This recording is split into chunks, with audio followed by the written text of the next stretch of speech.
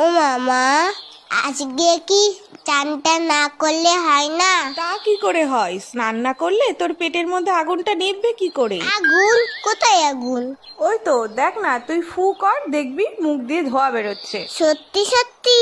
হ্যাঁ তো, যা আয়নায় গিয়ে দেখ।